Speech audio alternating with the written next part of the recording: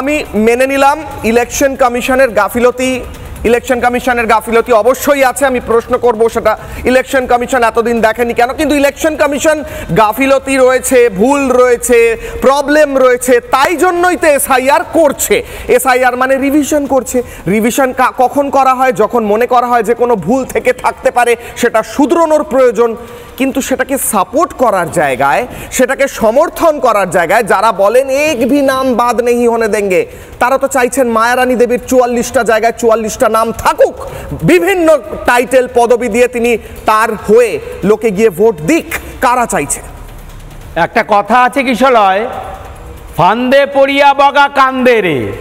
তৃণমূল কংগ্রেসের সেই অবস্থা। তৃণমূল কংগ্রেস কেন এসআইআর করতে দেবে না বলে আজকে মদন মিত্র, মমতা ব্যানার্জি বাড়িতে বসে ফর্ম ফিল আপ করছেন।